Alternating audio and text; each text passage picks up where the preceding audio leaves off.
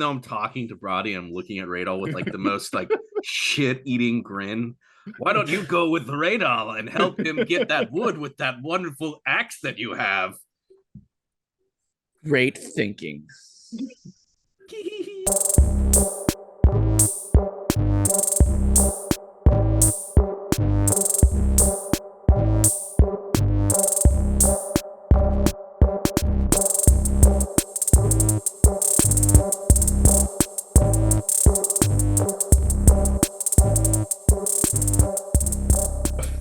Effect. How's it going, guys? I hate Happy life. morning. Ugh. We're all grumbling because we are recording on a daylight savings day. So we have all technically lost an hour, which normally, I don't know. I'm like always like, yeah, whatever. Oh, that sucks. But today it was just a series of events that made me be like, this really sucks. I'm literally making, I'm going to get it. You're going to see me if you're watching it on YouTube or hear me get up to go make coffee, or it's making right now. It's just because it's just a little bit of a slower start. Cafe. Yeah. But it started off with me waking up at 5:30. So I guess that would no. So that's the part that was like really confusing is I woke up at like 5:30. In my head, I was like, oh yeah, we lost an hour, so it's 6:30. Okay, I gotta go walk my dog. This is why my dog's like complaining. And then as I'm walking my dog, I'm like, no, it's 5:30, which means it's 4:30 right now. What the fuck? And I'm like looking down at him, like, you should have stopped me on this. We go walk and then I go back and I'm like, all right, do I feed him? Do I do my thing? And I was like, no, it's too early, even though it's not early because it's the right fucking time now. So then I just like get back into bed and I'm like, all right, I'm just gonna close my eyes for like just 20 more and then out, just out again. Yeah. And then thankfully I woke up a few minutes before we were gonna record. And I was like, hey, I need 5 more minutes because and it's just a trip because I haven't changed my clocks yet. So every time I walk out in the kitchen and I'm like doing something, I'm like, oh wait, oh no, I got plenty of time before Randy. And oh no, I don't. And it's just been really jarring today for some reason. All forced, or sorry, all because of myself, all self-inflicted confusion. Yeah. But it's confusion nevertheless. Well, did you wake up on an automatic clock, like your body's automatic clock, or did you have a timer because your cell phone would have just like adjusted the time? Yeah, correct. I had a timer in there. I woke up naturally, which is normally I'm like, oh, okay, cool. My body's ready to go. That's why I got up and started doing what I was doing. The fact that it naturally got up like an hour earlier, I was like, no bueno. Didn't we So vote against this a few yeah, years ago? dude. Yeah, I woke up at like, sorry, good. No, You're just fine. yeah, keep going. Go for it. I'll just say I woke up at like 6:30 and I've been waking up at 5:30, so I'm pretty sure my body's natural clock Yeah, like, kicked in. well, I wake up to take like a piss and then like two or three times a night, so but today, like last night, it was like 11:30. I was like, well, technically it's like 12:30.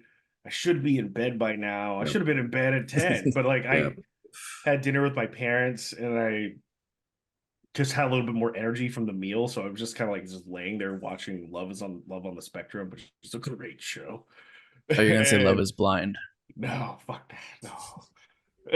But yeah, I was just sitting there and I was like, I am tired. Yeah. And I'm just gonna check my phone. Like the lights out, I'm gonna check. There's no way Dalton or Bert are up, and there's no way it's close to 8. Like, I'm like, oh man, it's 7:38. What Yep. fuck? Dalton text. Yeah. And I had this moment where like Bert, like 10 minutes. Yeah. 10 minutes. But I'm like, if I get up now and just kind of like do my Force little myself, routine, and if I make a pot of coffee, things will hopefully get better. Yeah. Yeah. Like it's getting better, but I'm like, my eyes feel heavy right now. Dude, for real, for real. Well, and it's crazy because the whole didn't we vote to abolish this thing? It's like there are certain states that don't adhere to it, and there's even certain parts of states that don't adhere to it, which would drive me insane. I think it was something like Arizona. Some parts of Arizona observe it, some parts don't. So could you imagine living in part of Arizona and you're like, oh, it's 6 p.m. and then you drive somewhere and you're like, it's 7 p.m. now. Like, what the fuck? That'd be just so weird. But for me, it's like my I have I work with an international team. So my team is in. I have some people that are in Dubai, and I have some people that are in Eastern European countries. So literally, they're like, my 9:30 a.m. meeting is 9 p.m. their time. So it's just brutal for them. So it just sucks, right? Their whole schedule of work is offset for it, right? But I was kept hyping up. I was like, yeah, don't worry. Next week, your guys' meetings, it's going to be an hour earlier because California's stupid. And they like didn't understand. And I was like, no, to some of the new people, some of the old people who I've worked with are like, oh yeah, great, okay, cool. But having to explain, we as a state, country or whatever, just go, yeah, change the clocks. And it just like blew their mind. They were like, but why? And I'm like, I don't know. Because some guy a long time ago with a kite decided to change it. They were, yeah. Well, it isn't like every time I look into the origin of it, excuse me, it always is different, or I'm always finding something new. Where it's like, oh yeah, they changed the hours so that people with kids on farms could get back there early and work an extra hour in like the daylight. And I'm like, oh, okay, I guess that makes sense. And then I read this other thing. It's like, no, they did it because like it saves energy during this time. And I'm like, wait, what? I keep reading all these things, and all these things are like make just enough sense for me to be like, okay, I see why somebody did this, but don't make enough sense for me to go, oh yeah, I get this and I agree with it. It's always just like a half stupid, half logical. I don't know, and I hate it. I just pointless. Well, how about the spring forward time is not the best. I'd rather if you back. Yeah. Would you rather the days be later or shorter? Because it's gonna be later now, right? Yeah. It's a weird one. It really is, because I think I'd rather it be later. Yeah, I think I'll kind of always go with later, because there are those days where it's like 9 o'clock at night and you can still like kind of see everything. Barbecue at 7. Yeah, like it's kind of nice, but getting dark, like this is just me, but this past year it just felt like it didn't really get dark at like 4:30 or like 5 o'clock. It's just kind of like I've noticed that the last few years. Yeah, I'm like, I don't know what's going on, like, or is the when I used to commute different? When I used to commute from Copla, I remember like 4 o'clock, 4:30 being dark. Yeah. And then like when I was working at Parish, it was like 4:30 and still a little light out, and I'm like, yeah, I can't get in the carpool lane now. Yeah, it's weird that, at least I'm like, I'm not crazy. Like, conspiracy theories. It is a conspiracy. Like, why is this happening? There shouldn't be this. My God. But I would like it to be later. Thanks. Random side topic, because of we've had like these, like we've had like these kind of cold morning, or just within the past like 2 weeks, they're like the morning's kind of cold, or it's like you can kind of tell it's gonna be like a little bit nicer of a day aside from the rain. It brought me back to those days we go to like Lancaster, right? And everybody wake up at like 7 o'clock in the morning to get ready to go to the Lancaster church, and we're like, oh, we're going Six Flags. All right. Yeah, and like I've had like some of those mornings, I was like, man, this just brings me back. Let's just look at desert and then go to church. I always miss those days. Nostalgic. So Bert, what I was mentioning is, backtrack a little further. Would you like the days to be longer or shorter? Ooh, that's a good question. I think longer. I pick longer. Yeah, we all unanimously pick longer. Then the other one I was just mentioning, when Dalton and I were younger and going to Berean Baptist, 3 or 4 times a year, we'd go to like these Bible retreats, essentially, down there at the big Mount Gilead or whatever. Mount Gilead was up here, but we go to Lancaster. Yeah. Weird. Yeah, we would go to Lancaster because they have like their Westboro style church out there. Yeah, they have like a super church or whatever. I know exactly what you're talking about. Yeah. But what I was saying is like some of these mornings that we've had up here recently had just kind of like it's kind of dry, calm mornings where it's cold outside, but it's like it's just brisk enough to just be fine. But it was reminding me of those days. Yeah. Or you just kind of just hear a few cars drive by, but when you're out there at Lancaster, you're just looking at desert most of the time. But yeah, I do miss those days. Yeah. Right. I miss going to Six Flags, riding the rides. Yeah. I started playing Roller Coaster Tycoon a little while ago. And Nice. so now my Wow. algorithm for Facebook has me watching roller coaster videos, and I don't hate it. Yeah. And it just reminds me of going to Six Flags. I'm like, that was fun. That's so funny. It's just where this is gonna be I mean, I think at the time one or two people might have had a cell phone. Yeah. Maybe. Yeah. But I remember it was very much like, hey, go talk to that girl. Go talk to that girl. Like, oh man, I don't know. But it was like it was different back then. Like, you're not gonna sit there and look at your phone. Like, what can you do? Look around at people, converse with your friends. I will forever have locked in my memory when we were outside Scandia. We were like, Oh, I need to go talk to that girl, and you're like, all right. Walk up. Hey, you got Facebook? and it worked. It worked, right? It was MySpace at the time. MySpace, yeah. MySpace. So good. That's funny. I was thinking I was getting really nostalgic for. I remember when. So, a couple things. A new Star Wars card game just came out, and I was just like, all right, whatever. I don't care because I have enough nerd stuff. And my buddy was like, dude, let's just buy the starter decks, and then like that's it. And let's play this game. And I was like, all right, whatever. It's like $30 for like these 2 starter decks. It's fine. And of course, you buy a pack to go with it. And I'll talk more about cards in the games in a second. But the nostalgic element that's, I think, hitting on what you're talking about, Randy, because I just thought back to, I know we've talked about on the show a lot, but there were so many days where like our entire Saturday was just like us all meeting up at somebody's house and just playing the Lord of the Rings card game like all day. And when I mean all day, I mean like these games are long, especially with the amount of people you have. Like I remember for like Joe Powell's birthday, we all just went over there and it was like 18 hours of playing this game.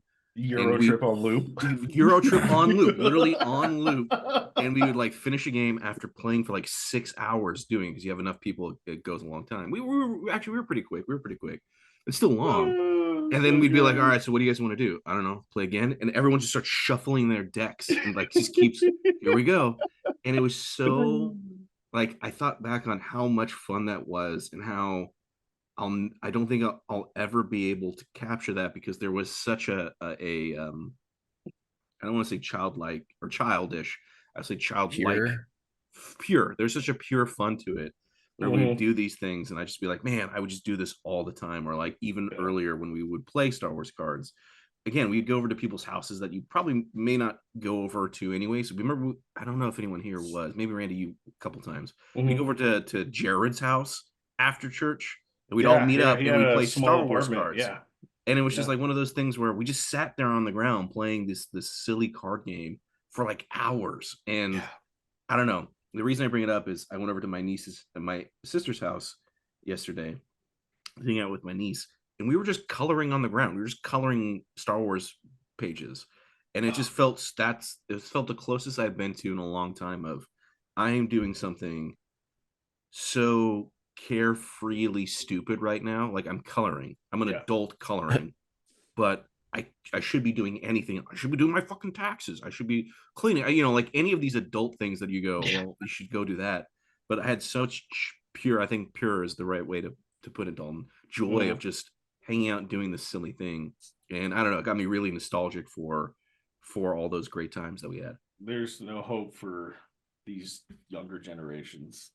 No. I drive by the new Outer Planes, which used to be Clark's. Yeah. And I'm sure they're doing well for themselves, just with like there's always going to be a loyal fan base that plays Magic. Yeah. Magic is what keeps those doors open. I can't think of anything else. 100%. but it was. I almost just wanted to just pull over and just stop in there. I'm like, man, because where it's on Cleveland Avenue in Santa Rosa, closer to Cottingtown, but weird. it's like upstairs, and there's like this big window where I know people are like, that's my seat. I just have a feeling that there's got to be some head honcho like players like, no, we sit here in the window, because you could just see. I saw guys just shuffling cards, just driving by. I was like, man, this is like that. It brings me back, but if I were to go in there and just look, I mean, obviously I don't play Magic like that or anything, but it's just I miss that. I miss when Clark's was in that hole in the wall. I miss when they were that with the tire shop. Yeah. I miss when they were just right there. They had an upstairs. Then they migrated over to 4th Street. Then they left 4th Street, and then they got the big spot. The thing is, the Keanu Reeves was at that big spot promoting his comic at one point, which makes me sad because I'm not nerd enough to know that he was going to show up, whether it was planned. He was actually there. He was actually there promoting his Berserker comic. Sorry to hear that. Yeah. What? Oh God. Get out of here. But yeah, I miss that. And then just the camaraderie with the friends. Yeah. As long as it was that time where like you had more freedom than you did when you were, like, I don't know, 14, 15. You have bills. Yeah, you like didn't have really responsibilities yet. And it was just that like cool transition to where you're becoming independent and before it goes full circle and you have all these responsibilities. What the closest thing is nowadays for kids to do like that. So luckily my Corey Jr., my nephew, he's been showing interest in Dungeons and Dragons. Oh, great. He did this whole little like mini thing with his parents and stuff.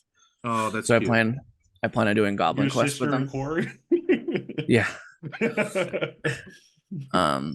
So luckily he's been kind of getting into that stuff, and they like board games, so there's still some hope for some people.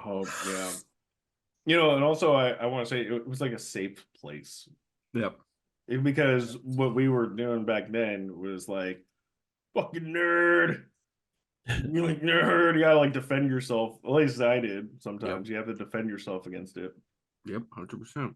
But man, just like the friendships you made. But then also I think about it, it was kind of, there were some, and I say this very sparingly because I don't want to set like this negative connotation, like, oh, we were hanging out with this crazy individual.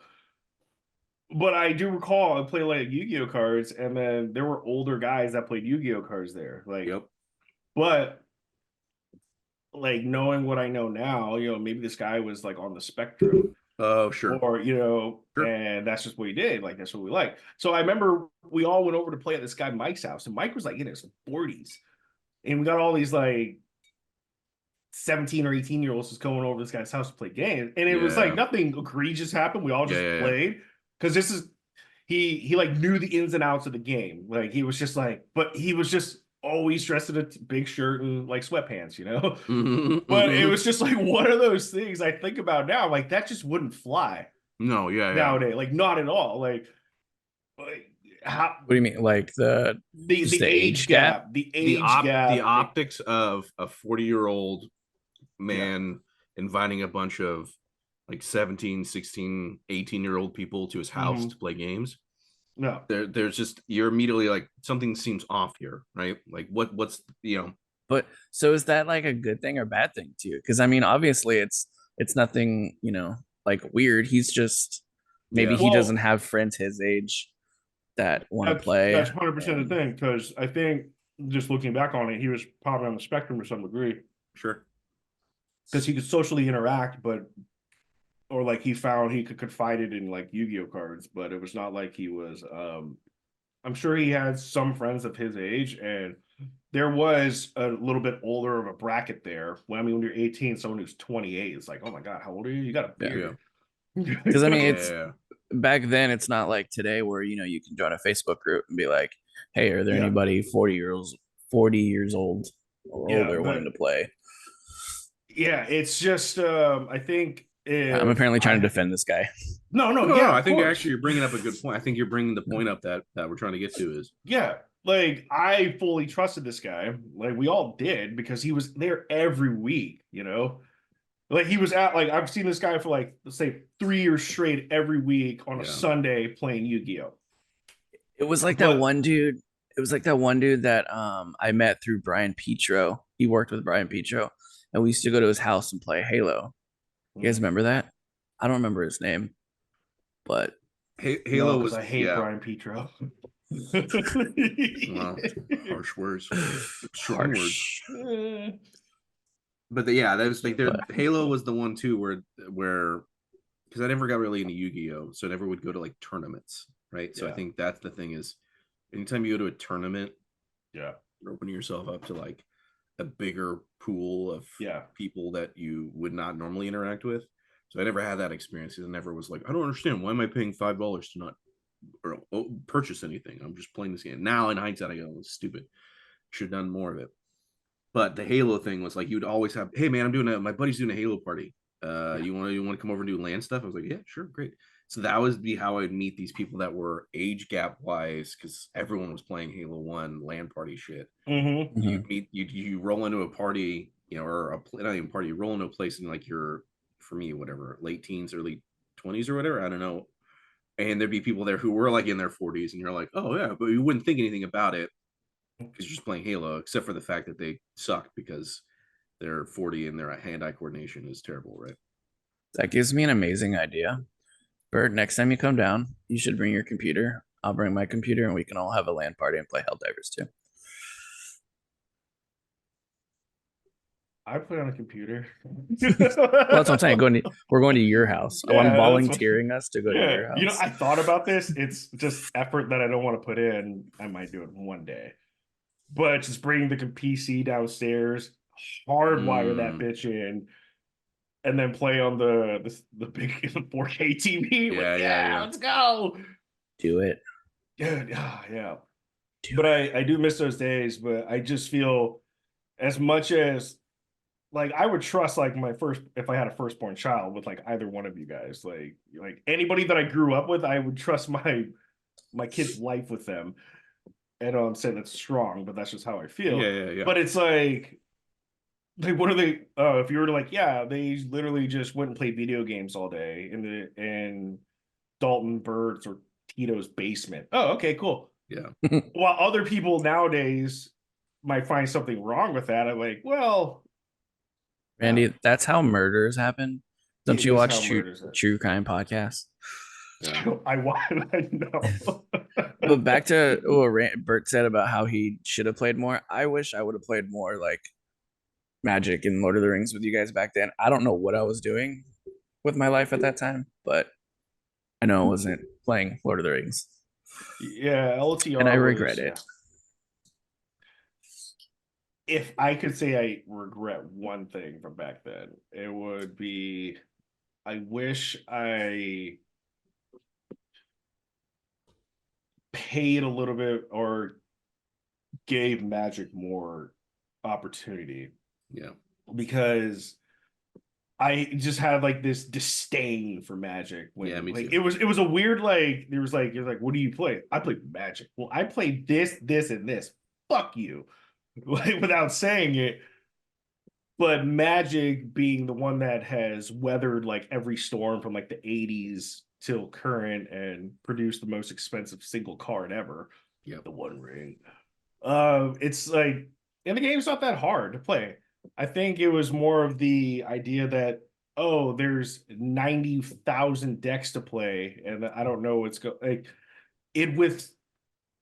there was just so much going on with Magic, and I just didn't identify with that crowd at the time. Yeah, I feel that.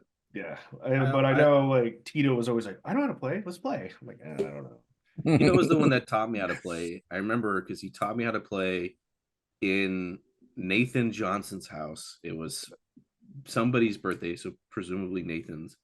And he brought the starter decks, and we just like went into. He's like, "Let me teach you how to play this game." We just went to this corner, and like he taught me how to play, and I was like, oh, I kind of get, yeah, it's kind of how it felt, and I was like, oh, I get this, but then again, for me, it was the biggest thing was there was so much negative connotation with it being called Magic the Gathering, right?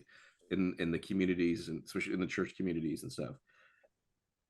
You're like, oh no, you can't play Magic. You can't bring that in this house. Don't you guys like create pentagrams when you play or whatever? I was like, what the fuck?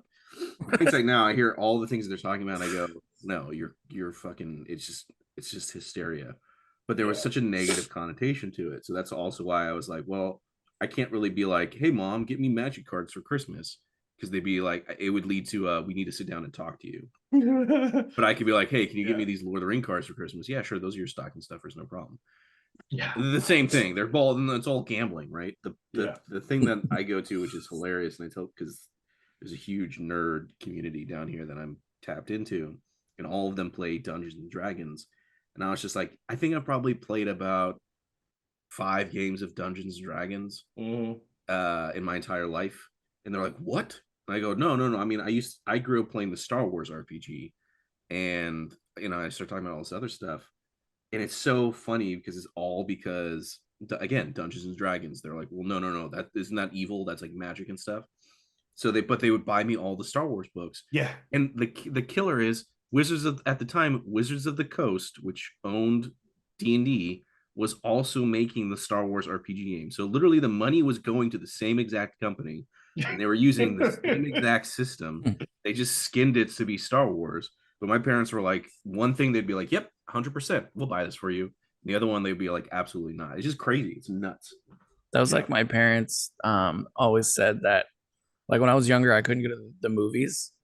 And I think their reasoning was because it like funds porn or something. And then now that I'm thinking, I'm like, you're crazy. I don't think that was ever true. And it's weird to think that. A way to control us. Exactly.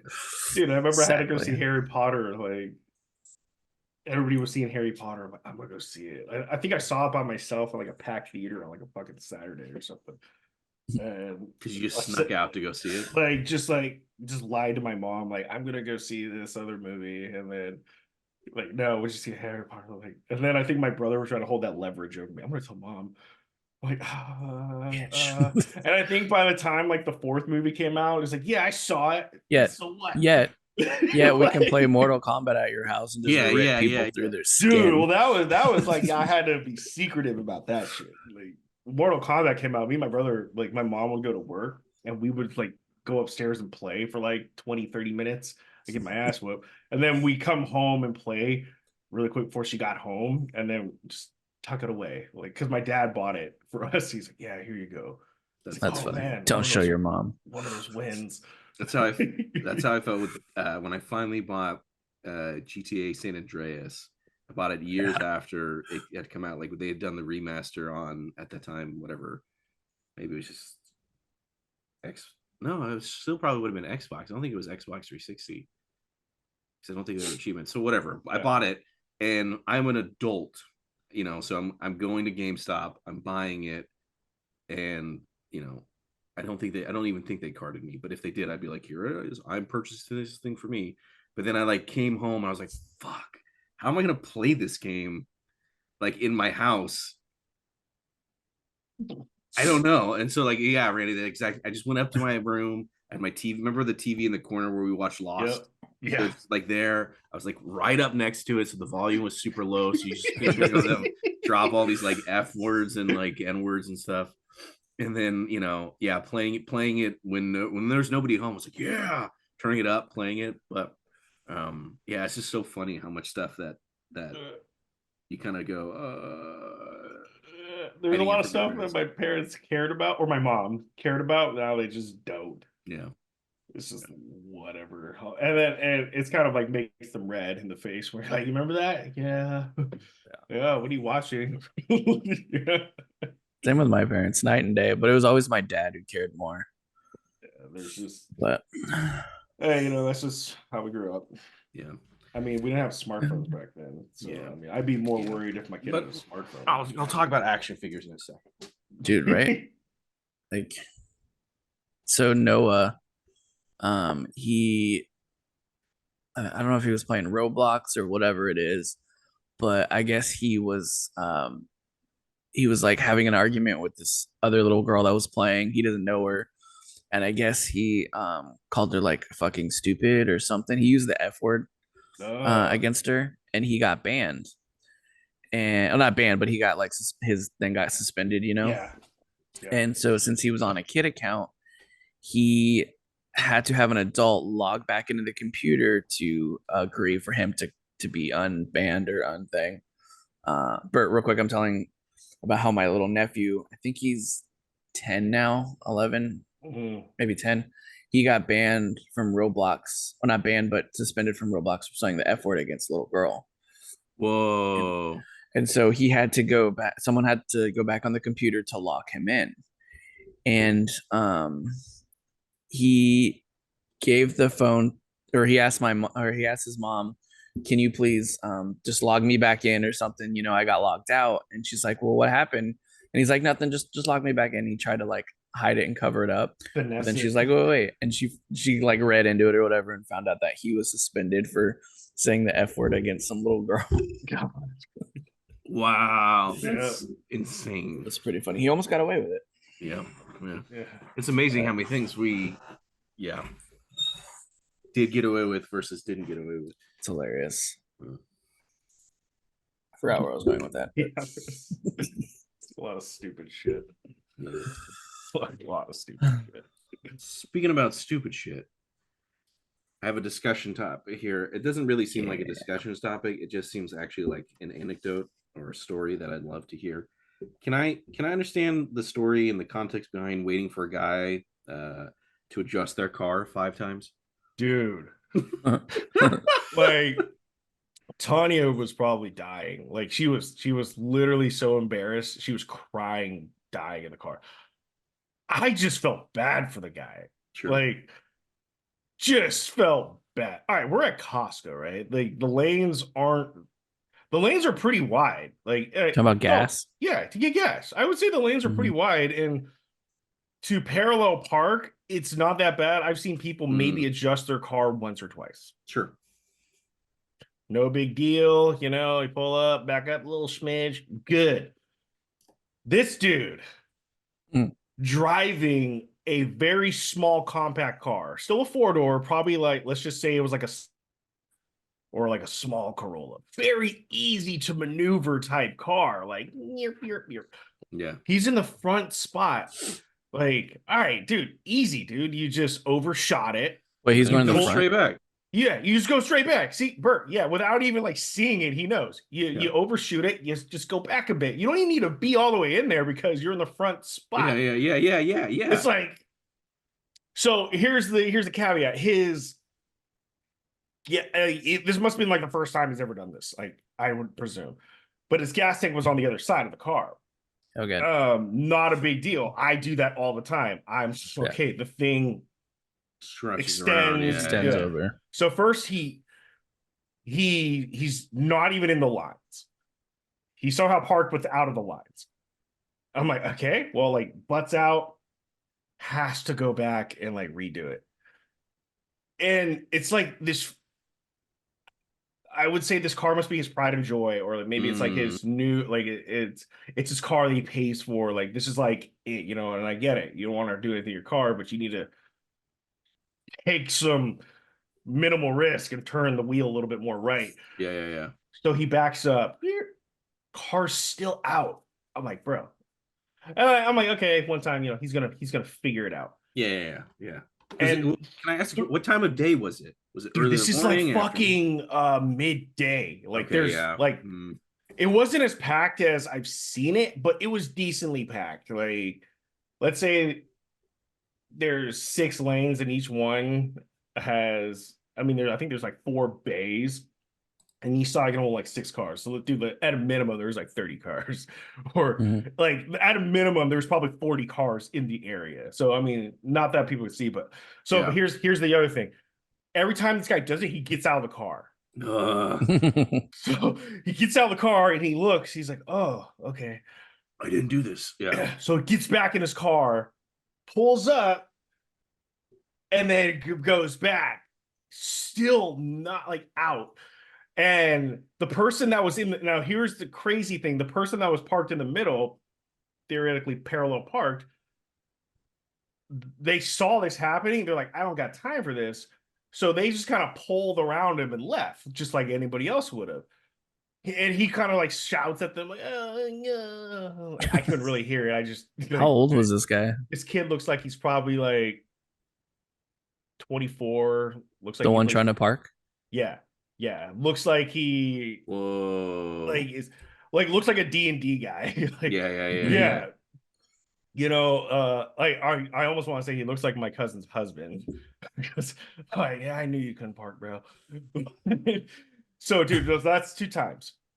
So he gets the car in between the lines, but I'm talking like, bro, like barely there. Yeah. Gets out of the car, gets the hose or the pump, doesn't reach because he's so far. Like, so I'm sitting there pumping my gas at this point. I park parallel park, like boom, bang, I'm done. Tanya's in there just like she can't look. I tell you, dude, like she's crying. She's like, "Oh my god, I'm gonna text my sister." Like, so like,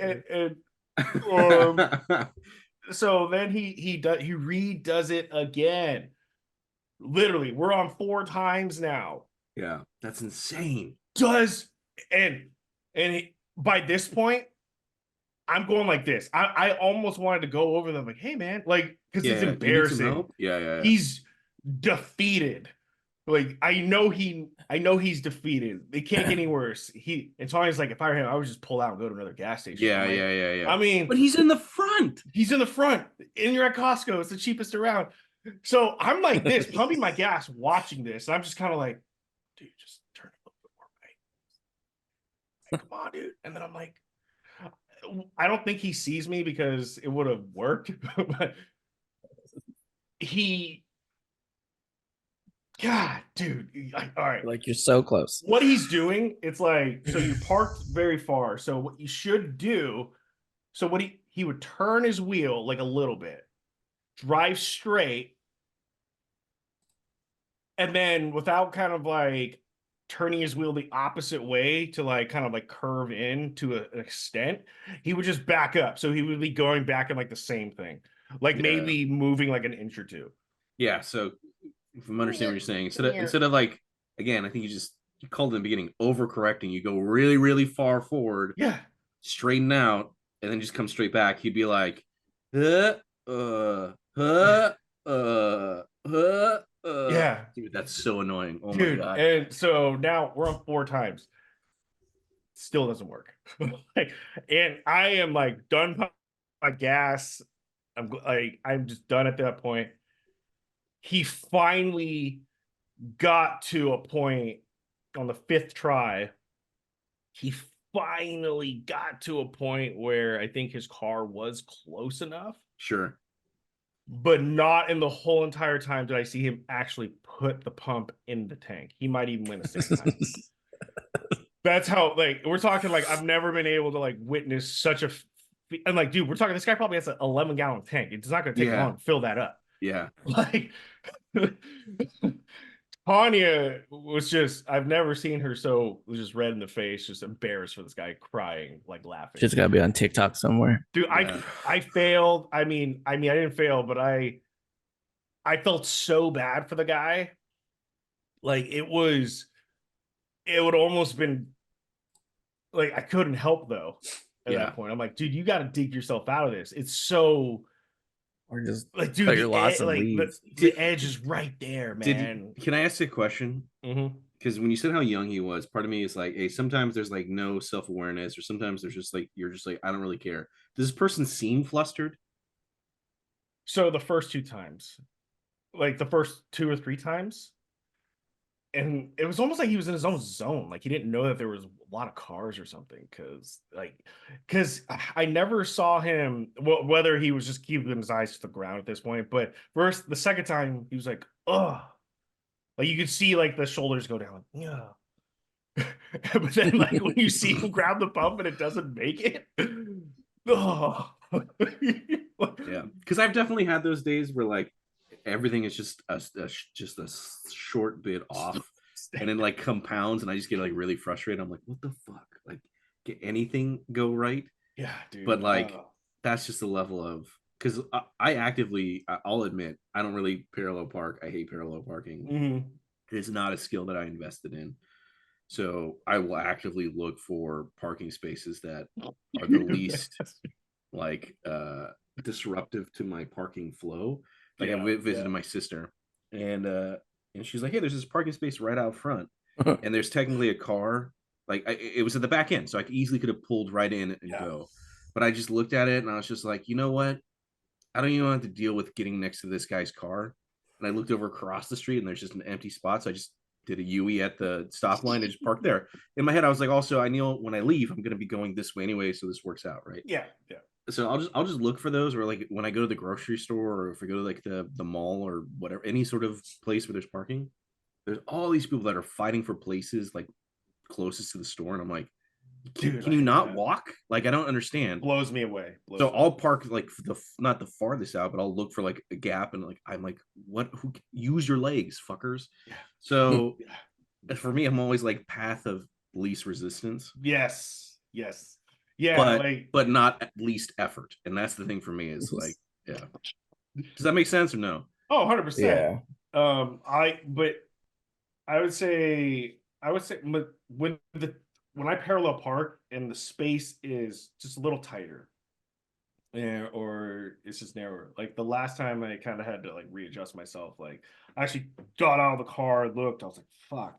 Not like I wasn't parked appropriately, but I'm like 18 inches away from the curb. From the like, curb. Oh man, now I gotta like, because I don't want to be that guy that's sticking out. Yep. Yeah. Like I'm just like, it'll be 100% my fault. Probably if someone swipes my car, let alone I'll come out, my car will be swiped, and there's probably not going to be a note on it. Yeah, no. Or that says "fuck you, idiot." Yeah. Weirdly, I feel like I'm not as good as I used to be at parallel parking.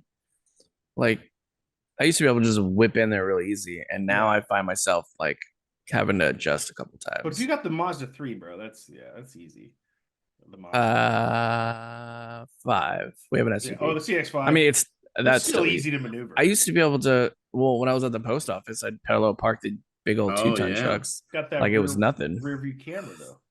I used to well, we did have that, but you can't. I didn't use the rear view camera. I used to love driving that big truck. I use mine like a mother though. Like, oh, I do too. But when I don't understand when people park, or if you're like handicapped, I get it. Like, I want to park closer, whatever. Or you're older at this point. Like my mom, like I'll kind of consciously park a little closer now, just because she's just older, not great on the knees. But if I can get a parking spot up front at Costco, I'm like, oh fuck yeah, that's amazing. 1000%. But it's always just a glance. It's always a look. Because if I see another car just down the lane, I'm like, they're already gonna go, even though I'm probably here first. Like they're probably like, I need this spot more than you. I'm like, I'm able-bodied, so I'm always parking very far. Almost sometimes like the furthest one. The one spot in Costco, I will say, Dalton, I'm sure you know, Bert, if you recall, I always go on the gas side. But if I park on the right side of Costco, that seems really far. I rarely park there. If I park over there, I'm like, fuck, dude. Like, no. See, I always park on the right side. You're crazy. That's not that far. That's far. But see, keep going. I'm the type of person that so say for Target. We go to Target, I will go up front, or even like Walmart Market. I'll see if there's a spot up front. And if there is, I'll take it. If not, then I'll just start looking elsewhere. But yeah, I usually have like just spots or zones that I'll always park at. Yeah. It's weird. Like I'll never park in Target and I'll never park down the main aisle where I can see the doors. I'm always like, never. I'm always like one or two over. I always go to the one on the left closer to whatever that dollar store is. This is interesting because you park completely opposite from me. Like I'm always going to the right side, always on the right side, because I'm like, there's majority of the time there's gonna be a spot or two open. I will say I'm not the best when it comes to parking diagonally with the truck. Parking with the truck's hard. Backing up, yeah, it's no problem. But dude, just pulling in forward, like sometimes I'm like, ooh. So when I first got my F-150, for a while I was trying to like park in front, and I quickly learned I'm like, all right, I gotta start parking farther back because it's way too big. Yeah. And then I learned backing up's a lot easier than pulling in front. So much easier. Same with the Jeep. Oh, Jeep. That'd be nice. I need to get that thing fixed, dude. It's almost warm. I know. Like, well, it might rain today. It's supposed to rain today. Yeah. It's like you ever get those modes where it's warm outside, I'm gonna go jump in the Jeep, and then you get out there, and then 5 minutes into the ride, like, it's fucking cold, I'm going home. That happens to me a lot on the motorcycle. I'm like, it's a great day. It's 68 degrees. I'm gonna go sleeveless. This, like, you spend 10 minutes warming up the bike, you take time to get dressed, and then like, nope, that's too cold. Just kidding. I need that 75-degree weather. Yeah, I can't do this. It's not worth my time. At least I have a little bit of insulation. Yeah. Yeah. Dude, the problem that I have is I keep my house pretty like, if I open up all the like blinds and stuff, it'd be pretty bright.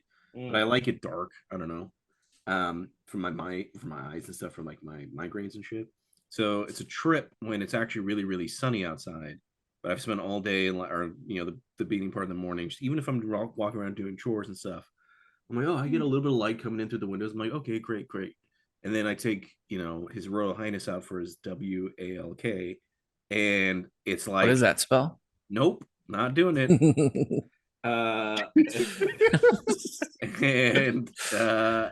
And it's just like, it's almost like, oh, what is this? I go outside and it's just dramatically brighter. It's just interesting. Yeah. I don't know. It's more. I should probably get more sun. Yeah, I have a discussion darkness topic. Is better. Hello, darkness, my old friend. I hate that song. Well, I'm just gonna I had a topic. I'm gonna switch gears. Yeah. You guys ever listen to a song and you're like, man, like, yeah, I really like the beginning, and then it just doesn't go the way you thought it was, or like they kind of switch tunes on it, and then you're like, this song really isn't as great as I thought it was, or it just doesn't resonate. And I feel like there's a lot of Ozzy Osbourne songs that start off good, and then they just go to like, okay, I'm good. Just kidding. Never mind. JK, short one. All the time. Yeah. Helldivers. Hell freaking divers, bro. What is that? What is that, Randy? Please explain. So Helldivers was introduced to myself by Bert, and luckily I had seen a lot of clips of this so-called game, or I saw a handful of clips. I'm like, yeah, what is this? Yeah. But having our friend Ninjanomics play the game first, and then Salty jump on, I felt said need to jump on, and I actively felt left out because the PC wasn't here yet or fixed yet. But when I got said game, boy, was I semi-underwhelmed. Like, I was interesting, because I was like, okay, I'm getting very frustrated with the game, like how things are. I'm like, this isn't. I don't have the gun. Like, well, yeah, I get that. When we played with your friend, who was like a higher level than you, whatever his name was, and we did like the automaton level on like a fucking hard. Yeah. And he's just kind of like, truthfully, like carrying the team, or he just has a very well understanding of the game. Yep. And he's just kind of moving through, going through very fast. You kind of go, what am I doing here? Yeah. What's like that's how I felt. I'm like, dude, I'm like level 7. Like, like I don't have shit. So I thought about, like, man, that wasn't really that enjoyable, but I got a ton of experience from that. Like, like physical experience in the game. But then I went, I'm like, I'm not gonna play until I get I need to get to level 10. I need to do some stuff on my own, just kind of like figure out my stride in this game. And boy, like the first one out, I was fucking mad. I like turned it off. I was like, dude. Oh, really? like this is bullshit. I can't do anything. I like half the like I would say 60% of the records I do, I don't even upload because I'm like, nah. Like nah, I don't want anything. Like I haven't uploaded like in a few days. Like the last upload I did was probably like from a week ago or something. But I'm like, no, I gotta like there has to I have to find like my rhythm in Your this rhythm, game. yep. And once you get some more shit, you get some different stratagems, different guns help. Then the next time I played, or you know what I did? I just went and did a bunch of missions on medium. Sure. Yeah. That was the main thing. It's like I just had to do these missions on medium. And then once we did the missions on medium, I was like, okay. And then Dalton, when you J'd up, and one of them, we all three played. I'm like, oh yeah, this is why I downloaded the game to play with you two. And then from there, I'm like, okay, I have a better understanding. I know what the mission is. This is what I need to do to level up faster. I need to go kill bug holes. I need to go find stuff. I need to go do these things. All in this time frame. Yeah. So now, like when I play, like I actively think about the game now. Like during the day, I'm like, oh man, I could be playing. Yep. But the only minor gripes, I think that just goes through. It's kind of like how I felt like when I started playing PUBG. I'm like, what am I doing? Like this is the hardest game ever. So it's not like a really easy onboarding. No, not at all. I think it's you. Well, I think for at least for myself, it was different. The big thing is grenades to swap it back to the gun. I have such a huge issue with that delay because it's just like grenade. I'm like, why am I no? Yeah. I'm dead. Can you call in a support? Yeah. Well, that's the beauty of playing on console. Is if you just push G, you just chuck a grenade. You mean so I don't need to switch to my grenades. I can just press G. And wait, you have to. Yeah, see, I have it mapped on my mouse to where I just toss the grenade and that's it. Oh, that's smart. Yeah, but I am playing on my remote. Now, here's a question. Differences. Hold on. Yeah. Sorry. Keep going. We still haven't explained what the game is to anyone who's listening. We've just talked about it. Oh yeah. So Dalton, if they don't know by now, if they don't, if you're gonna get out of here. If you could give a paragraph description of what it's Starship Troopers meets Terminator with a dash of Mandalorian armor everywhere. Yeah, and the cool cape. Good way to put lots of guns and explosions. With a little bit of Dance Dance Revolution, D-pad access. This is crazy. And you got to fight for liberty, democracy, and freedom. Can I yes and it? Yeah. It is a PvE, so players versus everything. Everybody is on the same team, so it's co-op. And you go on these missions to complete different objectives. You can do secondary objectives.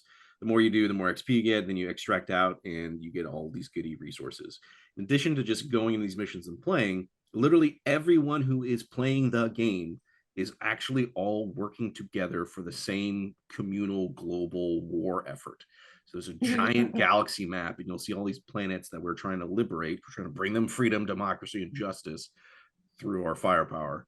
And like there'll be events that happen. So like there's one where it's like, oh, hey, we can unlock these mechs, but the robots are invading the planet. The only way we actually get these mechs unlocked for everyone in the game is if we go to this planet and liberate it. So it's really, really cool because like the small gameplay loop is go on these missions, fight these bugs or robots, complete objectives, call on all these crazy airstrikes with your friends, exfil out.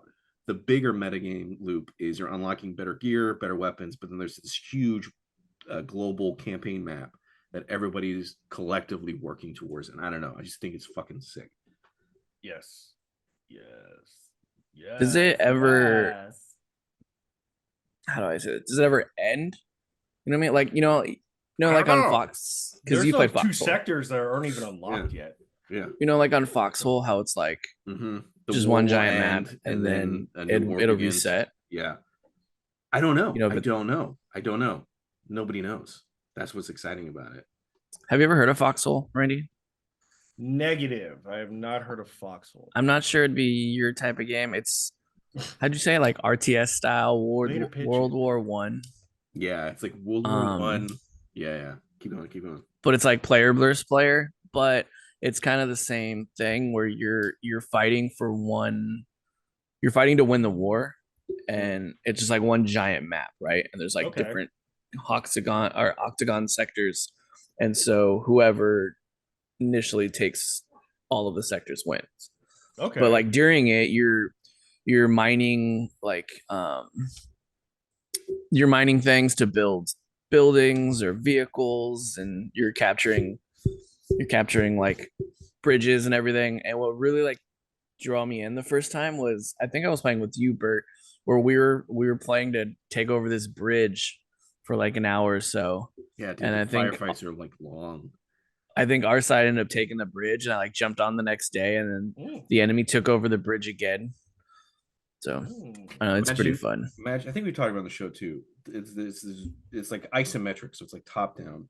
So you have this little guy that's running around shooting. Oh yeah. But like everything in the game, all the weapons, all the bullets, all the health packs, all the vehicles, everything you building have, most of the buildings. Most of the buildings, yeah. It's bunkers like Minecraft. So you have to build it in the game if you want more bullets. So imagine like playing Call of Duty, or imagine playing Helldivers, where you're like, oh man, I need more magazines. It's not just an autofill. Like somebody is there, in a factory making them. Like that's a real player is building them, right? And not only that, you have to transport it. Yeah. So it doesn't just show up like on the front line. You have to have people transporting all of the stuff, med kits and everything. For me, I know that's what it's we a said. lot It's of not, fun. But it's so literally there's an entire point in the game where all I was doing was just going to battlefields, and like any areas where like we had finally pushed over the bridge or we were like in a mid fight. All I was doing, I was not fighting any of the opposing force. I was just going to all of the dead bodies, collecting all of the gear from the dead corpses, taking it back to our nearest outpost, dropping it back in there. So I was just recycling all of our, and everyone's like, oh my God, dude, this is amazing. Thank you. And I'm like, hey man, waste not, want not. And I'd like run over to the enemy side, grab their dead bodies gear, swim across and like drop it in. Right. So it's just like this kind of really cool like loop of, I'm not even fighting. I'm just collecting things and dropping them. But there were these couple points where Dalton was like, no, check this out. I got this ultimate strategy. It's super fun. We like get a boat, we load up full of like gear, and we sail like really, really long to go behind like enemy lines. We just like beach our ship out, and then we'd set these like ambush places up on the road where like you were seeing all these supply lines, like trucks driving to bring these are real people driving these trucks up to the front lines full of like supplies, and we just like ambush them, blow up all their supplies, take whatever we wanted. And it's just like that's real time wasted from somebody else. Like somebody spent all that time crafting all that shit, transporting and it takes a little bit of time too. Yeah. What's the gameplay like? It's like I'm trying to think of a game. It's like a top-down click shooter. So it's just like you see your guys like this big on the screen. You can see like the line of sight with like a line, and you just click to shoot. But it's just like you're moving around on a little map. Think of Age of Empires, kind of. I don't know. It's fun. Does it cost money? Yes, it does.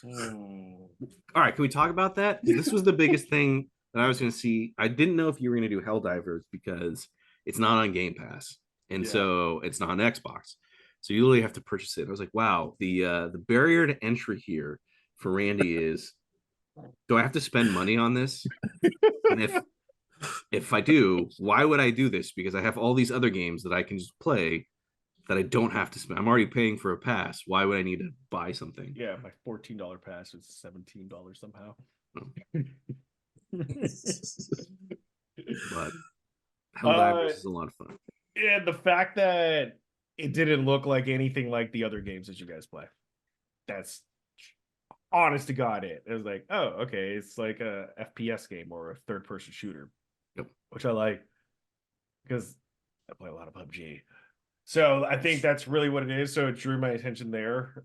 But overall, like the game is very fun. Like it's to your point, I also had a bad experience. Like that's why I've been spending all this time when I find somebody new who hasn't played. I did this joke. Randy was like, "Hey, jump on board." I was like, "I'm training some fresh meat," and he's like, "Do your duty for the Republic," right? Yeah. Because there's nothing worse. My first experience, I had a buddy tell me about this game. He's like, "Dude, this is just for you. Just right up your alley." I joined a game as level 1, and exactly the thing you're talking about, Randy. Like everyone is like, when I say like higher levels, I was level 1. I think the highest person was level 20. Yeah. So they are just literally a one-man killing machine on the difficulty that we are playing with. Because if we're playing anything higher, I would just get my ass kicked. But if we play anything lower, they're in God mode. So there was a point. So I played one. It was still fun, but I played with them. I was like, man, I didn't feel like I contributed much here. Then I played another group with, again, all these people who were a little bit higher than me, and they're super, super like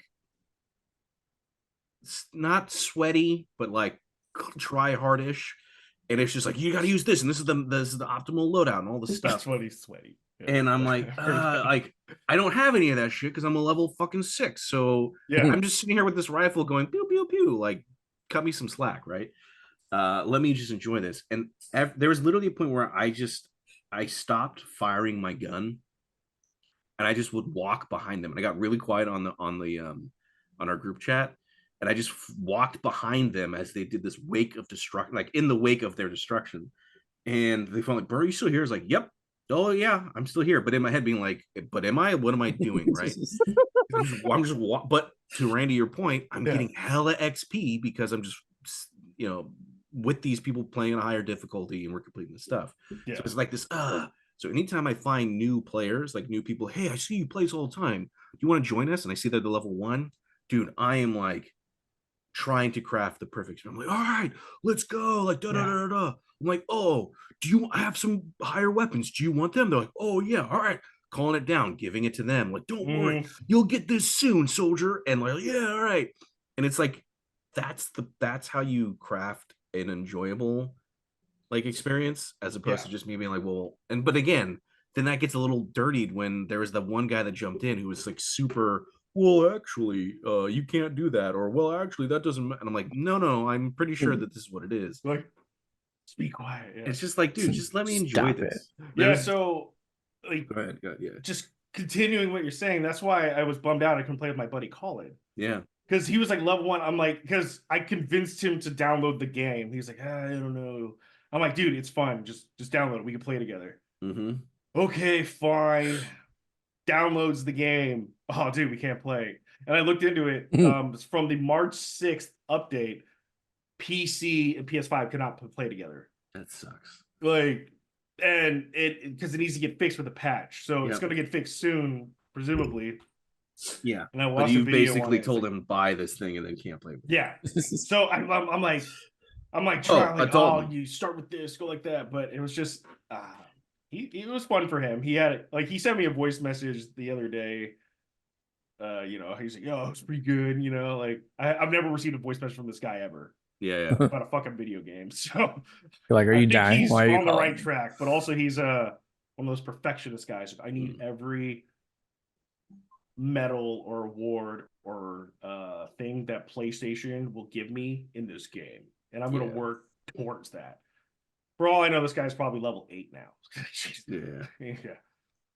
Probably passed me up. You got to play. You got to get on there.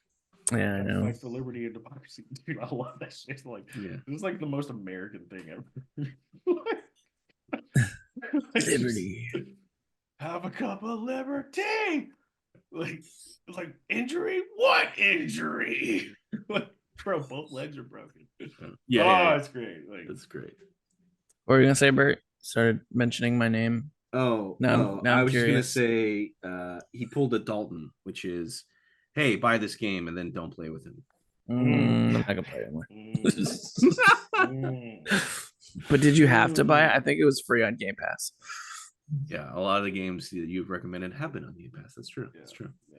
I'm excited. I like anytime that's the social element of it is really great. Like it's a game that the three of us can play, and inevitably between the three of us, if we're all playing, we have enough friends now that I think it's starting to spread.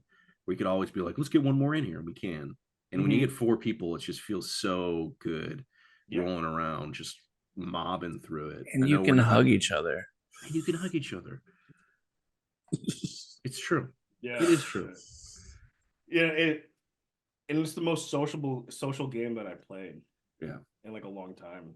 Because when I play on PUBG and I play on teams and stuff like that, I'm like, yeah, it's cool. Because sometimes you get like, just I've had stretches of bad experiences. Like I'm just gonna go solos right now. Yeah. Look, I play better on a team.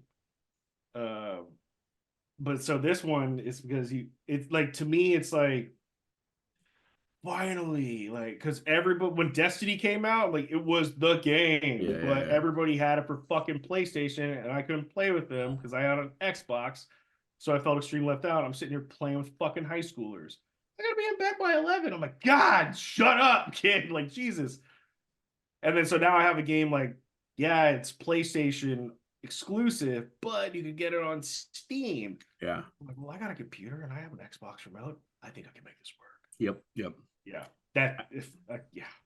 I saw this meme a while ago. It was like two people fighting, and they had like Xbox and PlayStation fighting, but in the background was like PC, and it was like Xbox and PlayStation fighting for exclusives, while PC in the background gets all of it still. Oh, yeah, I know. I saw the thing that I hope is true, which is, or will become a reality, which is Helldivers 2 may have finally ended the console war, because all the PlayStation and PC people are like, we need Xbox players in here, and they're like this is a game that we all, because we're all working for the same goal, which is this galaxy freedom thing. That it's just like we are asking the devs, please don't make this exclusive. We want other players in here. I sent like a video that was it the Lord of the Rings one? Yeah, dude. I was wondering. I was about to say that. I don't know if it was you that sent it or I saw it. Yeah, that was good, because it was like they're at Rohirrim, Bert, and the Rohan is fighting the orcs and everything like that. It's like PlayStation, and you got PC people.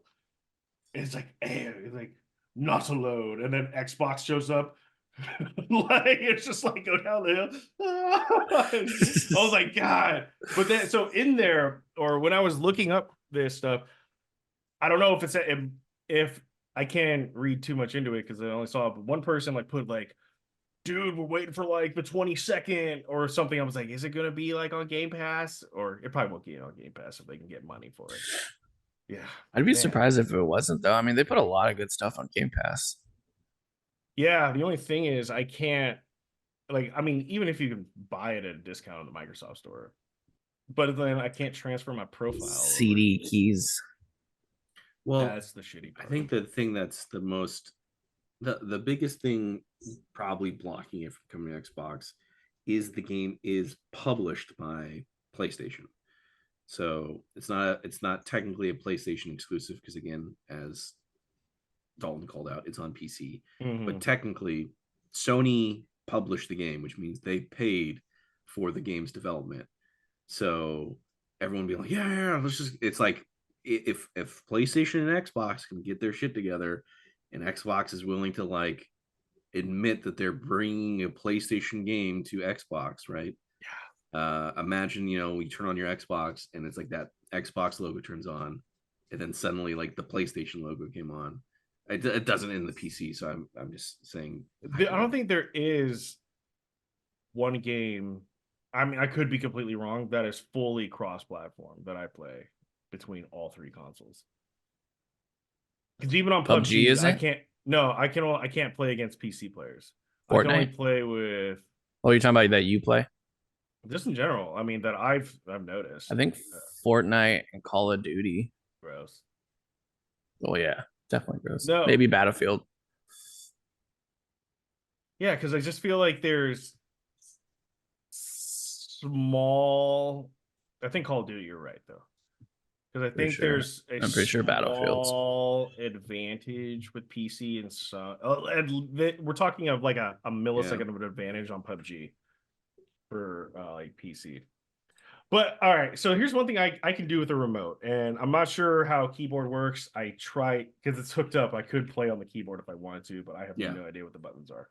Sure.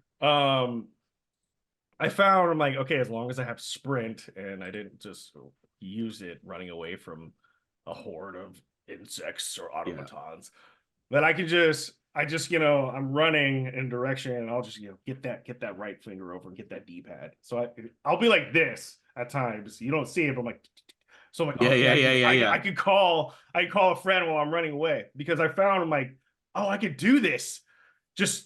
I just have to keep running away. I can call in things. I can call in airstrike. I don't have to physically stop to do it really fast. So can you guys, I'm sure you guys could do that, but is it awkward for you guys to do that? I've seen people do the hotkey, the command, so they're able to call in stratagems while still running. Mm-hmm. I really need to keybind some of my stuff. I just too lazy to forget. But for the ones like the reinforcement one is muscle memory at this point. When like Randy's like, I'm down, I can go yeah and just throw it and you're good to go. Yeah, I got it 9 times. 4 times in like I think if the 5-6 minutes, God, it was so terrible.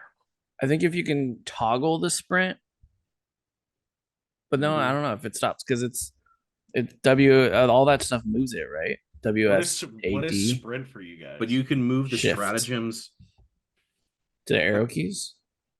To the arrow keys, yeah, that's what people are doing.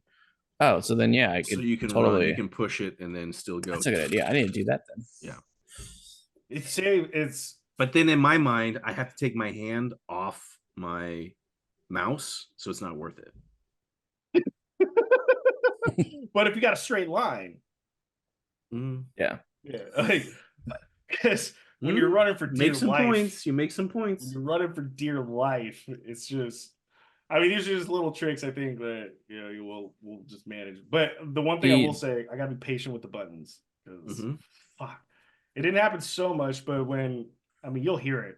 I mean, obviously, you'll hear me yelling, "What the fuck? Why are you still throwing?" Yeah. Fuck. God. The one advantage with a mouse over keyboard is I could whip it around. Like I could whip my player around like half a second. Yeah, that's what I'm saying. Like that's where it comes in, like the millisecond thing. Like we're talking like that slight advantage would be so broken in PUBG. Yeah. Like, oh, this guy's behind me. Like, what? Yeah. How that? What? No. Also have a sniper button on my thing, to where if I hold it, the mouse goes like really fucking slow. I mean, I don't think that really helps with Helldivers, but. Are you using auto aim? Yes. You are? No, wait, I don't even know how to do that. I saw it on there. I feel like I should adjust the settings more, but I kind of just want to jump in because there's no training mode. So you can and there's no pause. Or it's a live pause. So it's like Elden Ring. You press pause, but people can still come at you. Yep. So like I want to critique those settings a little bit more, but I just I'm impatient. I don't want to go through like the dying period. Yeah. Or unless I go on like, I guess easy. I could do easy and do it. But I just gotta tighten things up, because I've seen some people play. I'm like, man, there's no doesn't look like there's any little bit of lag or latency, or like there's not a lot of recoil in the guns, I would say, because you can control that pretty well. Yep. But when you're watching some guys that are super high levels, they're like, okay, just get tighten up just a little bit. Yeah. It's like PUBG. I mean, bro, I've watched so many videos on just like tuning the settings just right so it works. Man, Helldivers. I kind of want to play. YouTube. Yeah.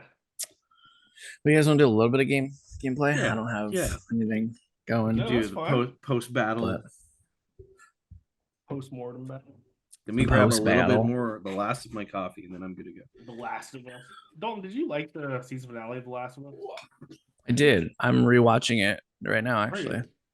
It's wild how I enjoyed the kind of stuff that they made newer, that are kind of like added in.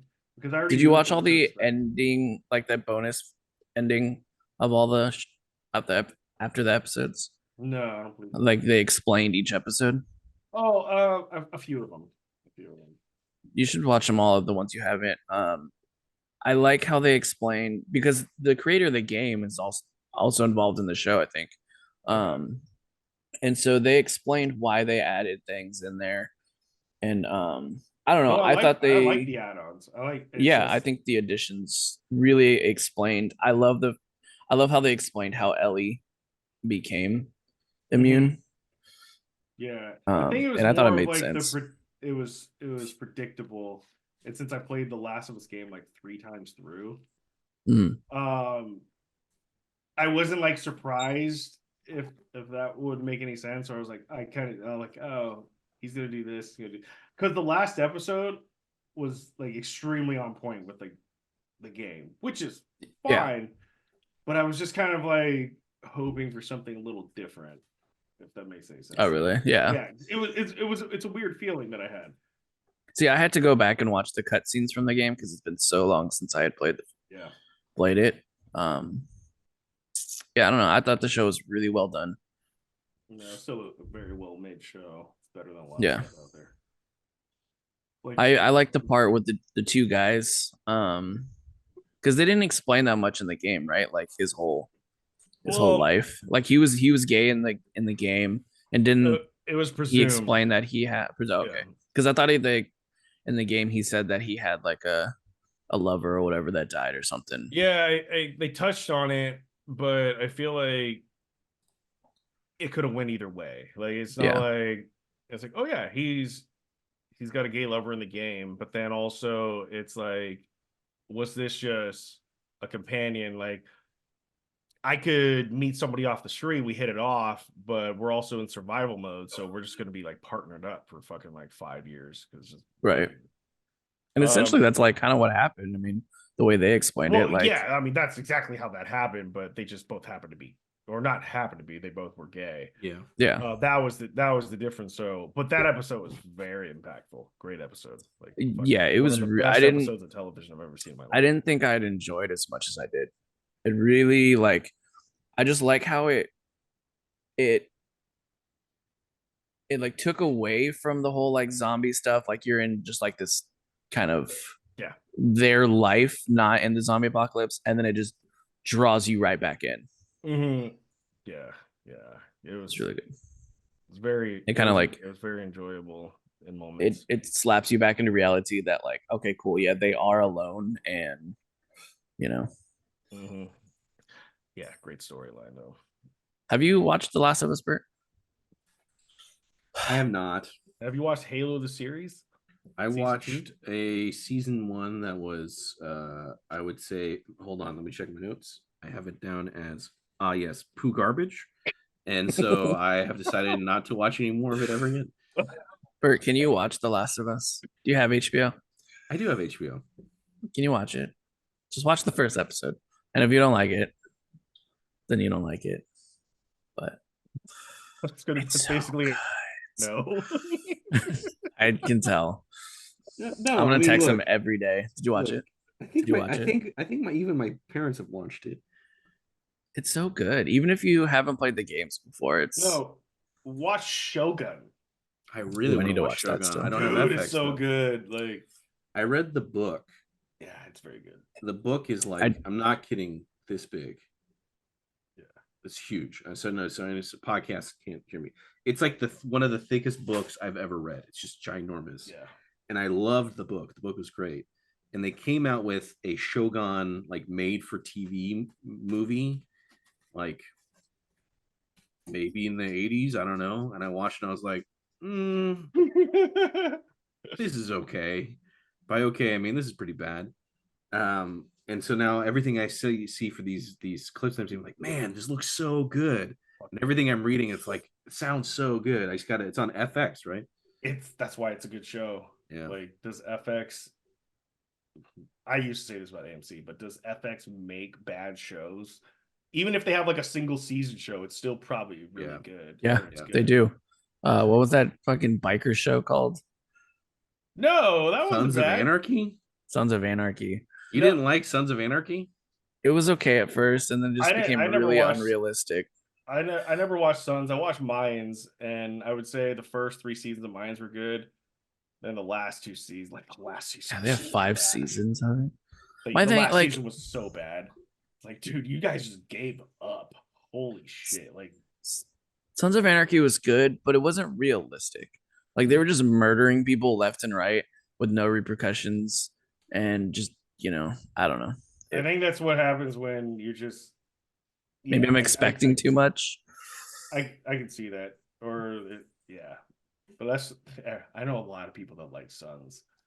Oh yeah, because there was supposed to be like Tons a of people. crossover. It was like that was like expanding the universe with Mayans, but dude, it ended so terribly. Like just God, man, if you want to abandon plot lines, I guess we'll call it Lost. Like, Wow. fuck. Yeah. So But shall digressing, we? Bert, Last of Us, watch Okay. it. Yes. You won't. Halo Yes, the you will series. not. Halo the series.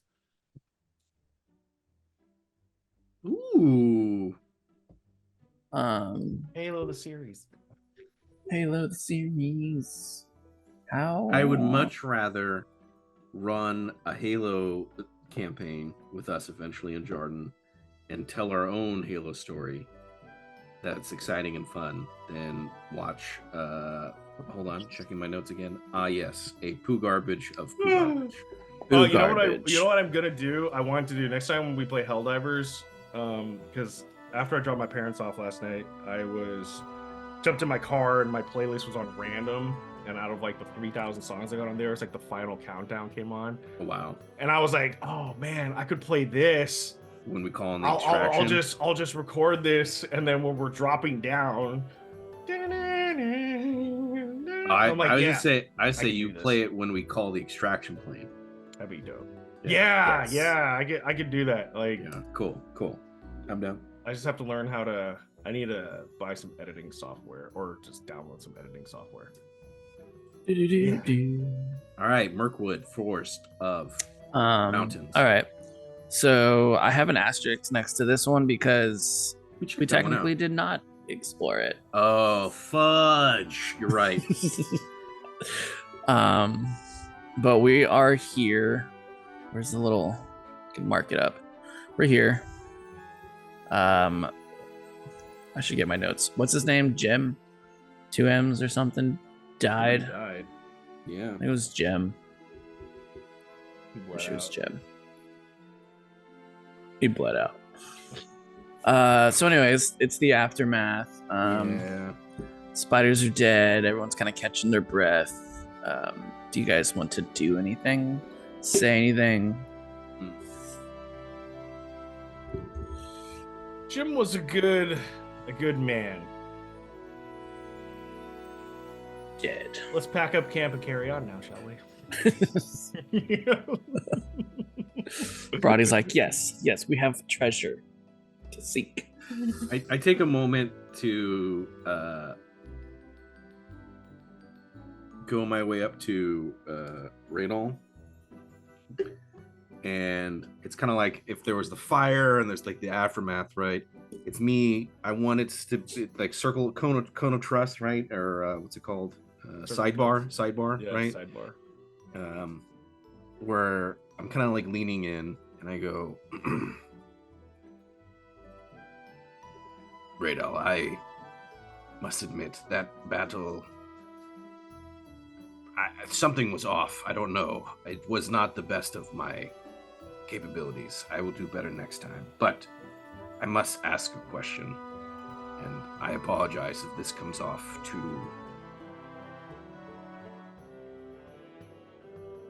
crass, but in where I'm from, we honor the dead by making sure that anything that could be used is still used. So if the war effort is going on, we don't. Well, I don't know how they do things in the West here. I'm just trying to say, like, Jim was a good man, but like maybe he had something of value on us. But I don't want it to look like I'm just looting him. Is there a way that we can do this? I guess your thoughts. Yeah, of course. Yeah, we don't want anything to go to waste. You know, we're out in the middle of. We're out in the Mirkwood. Resources are limited, especially in terms of weaponry. Well, yes, I would say let me just let me Yeah, maybe it come better from you, not me, because I'm yeah. That's what I'm trying to say. Let me ask Lifston. Let's see what he says. It's weird that it's. Bert, isn't there a page? Is there a page on the Lord of the Rings sheets where like you would roll and for like leveled gear? I guess I should say. Does that make sense? Does make sense. I don't know. I don't know off the top of my head. I know you had given him gear to begin with, right? So yeah, you know, it's not like his weapon would magically turn into a better weapon, but you know, you could do a loot page. It's just really making it. You make it up. Make it up. Make it up. I'm not gonna improv. Oh, don't make it up. Saying there's nothing there. There's nothing. It's so weird that my OBS doesn't pick up like what you're showing on the screen.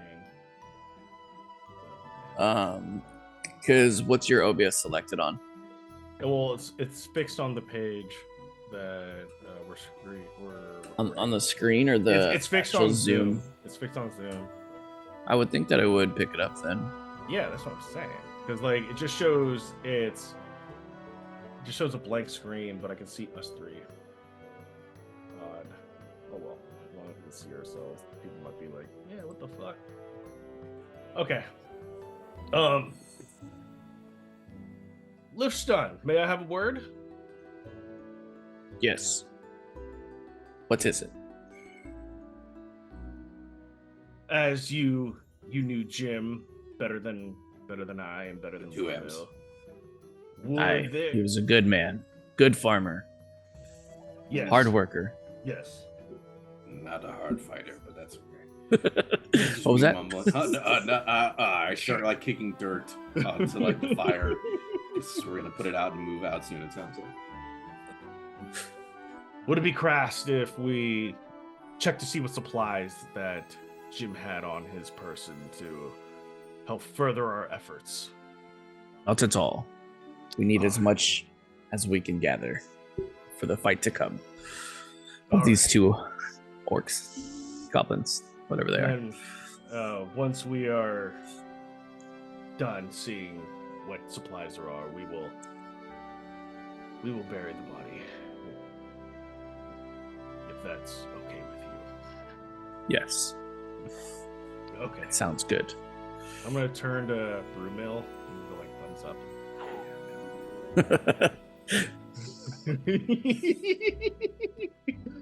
Yes. I'm gonna finish packing up camp. Brewmill, please, as it's customary for your people and where you're from, you know, we do not want anything to go to waste either. And we have Lifstun's blessing, which just helps further us. I'm gonna go start packing up camp now. Doop-a-doop-a-doop, scoop. I'm gonna go to Jim with 2 M's and say a little. We honor your sacrifice by taking what we can and continuing the fight. But your fight is over, Jim, with 2 M's. Well done. Except for, the dying part. But well done, I guess. Or whatever. Everything else was great. Yeah. And I'm gonna not loot the body. I'm gonna search the body to see if I find anything of usefulness in our quest.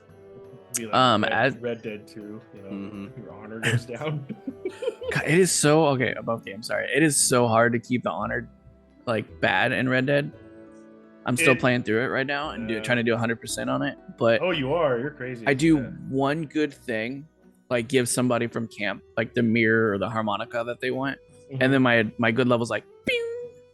And I'm like, seriously, I killed 10 guys. It's like, meh. you're trying to get a bad level rating. Mm-hmm. Mine was I like, was like 70, 75% good when I finished. So yeah, I got one of those bonus points. But okay, back to the game. So as you're saying this, Bert, before you check the body, Schlim the drunk and Billy the third is, imagine you're still talking. They're walking up behind you. Yeah. And then you finish, and Schlim the drunk kind of nudges you and hands you his flask to drink. Yes. I take his flask. To Jim with 2 M's. His journey has ended, but our quest continues. I half thought you were gonna say he hands him a knife. I'm like, bro, we're not gonna eat him. We are hungry. I hand the flask back to Schlim. Well, He just I nods. Can you just see my hand kind of come up and grab the flask? Just out of nowhere. Yep. To Jim with 2 M's. He just grunts. Continue. All right. Okay, Bert, will you roll for me? Yes. What would you Roll a like d20. What would you like me to roll? A d20. Yeah. Oh, just in general? Oh, I got an 18. 18? Okay, cool. So his weapon was a worn axe. So you can have that if you'd like. It was like a wood chipping axe, right? Or like a actual, Just not like a like war an axe. Yeah. No, not a war axe, but like a sharpened, like a regular axe made into Cool. things. Cool. Yeah. Oh, yeah. Was there anything particular that you wanted? I mean, you got 18, so I'm not. I mean, if he has any gold on it, I'm looking for it not to like loot it, but to be like, hey, let's, Sorry, yeah. Let me look for it first. I'm looking for any sort of food. The weapon made sense. Any food, gold or currency, and then any sort of things that might be like supplies, right? I'm not taking his clothes. I'm not taking his boots. I'm looking for like, hey, did he have any medical supplies on him? Did he have any food? Does he have a map of the area that he's kept quiet or some shit like that? Anything that's survival. Yeah. So really in that order. I will say that he had a couple pieces of bread. Mm-hmm. And like a bandage kind of thing, like a sheet bandage type. Mm-hmm. And then he had like 5 pieces of silver. He didn't have much on him because he didn't want to take all of his life savings. Yeah, maybe he should have spent more time on saving his life. Ha ha ha ha ha. But above game. All right, with that I take the bread. Oh, go ahead. Insert what? No, you're fine. I was gonna say insert like but now. Mm-hmm. I take the bread, I take the bandage, but I take the coins and I kind of like, if it's a little pouch, I go ching, ching in my hand, like up and down, and I go up to shoot. What is his name? The big guy, the shield bearer, Lifstein. And I hand him the pouch of silver, and I go, I don't know if Jim with 2 M's had family, but this should go to them. If not, then perhaps at the next tavern that we get to, last round is on Jim. Yes, I think he would want us to have the last round on him. He has no family. Oh. Here at least. Yeah. We were his family. Oh. This makes it sad. All right, well, and then I'm going to start to bury him, I guess. All right. You guys are burying. Nothing crazy is happening. But while you guys are burying and I'm working on it, you're all joking around, laughing, blah, blah, blah, blah. In the distance, you do start hearing noises. Like kind of chattering. And then do goblins make like yelling noises? Yeah. I'll say you start hearing some goblin yelling, just kind of like. I think that like in the Mines of Moria when they're like running and you hear them being chased. And yeah, exactly. It's never a dull day. I go to Radal and I like hand him the axe. Would you want this or?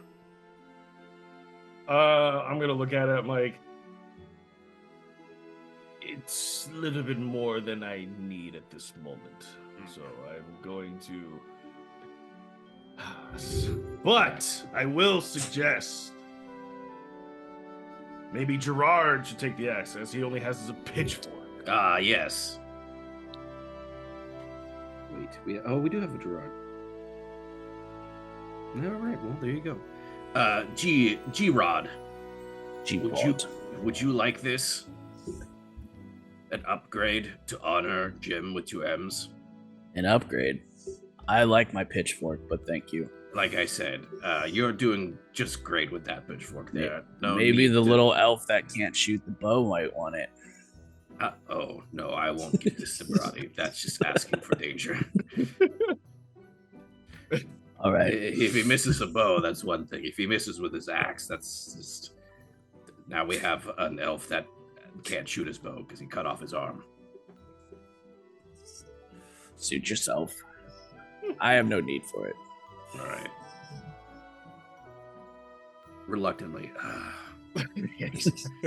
You're stuck with the one axe. What do you need? Do you need this axe? Will you use it? Yes, I do. I'll take it. It's like zapped out of my hands before I can even... He's like... Oh my god. All right. I'm like stepping back. Yeah. Well, it seems like, gentlemen, we have company. Goblins. And where there's goblins, there's probably orcs. Yeah, so Lifton he kind of explains, like, in the background, or not, but out to the distance, he shows you the cave in the mountains area. He said, I assume that's where they're going. Well, do we want to just go in and smoke them out? If we blockade the cave, we can... Unless there's an exit somewhere else on the other side of the mountain, we can at least know that they're trapped inside. Not that I know of. I think that's the only entrance. The fools. I'll make a torch. I like the idea of smoking them out. Those smoking them out. Bastards. Greedy little bastards. All right. I think we have a plan. Gentlemen, yes. Let us honor Jim. I know the goblins weren't the spiders, but fuck them all. You know what I'm saying? Yes. Fuck them all. Yes. So we're going to cave 3 or 2? 2. We're going to cave 2. 2. We're at the fire. We're just gonna go up and block him in. Okay. All right. So we it's not that far of a journey. So I'll say we get to the cave. Does anybody want to go in before you smoke it? I'm gonna say, like, all right.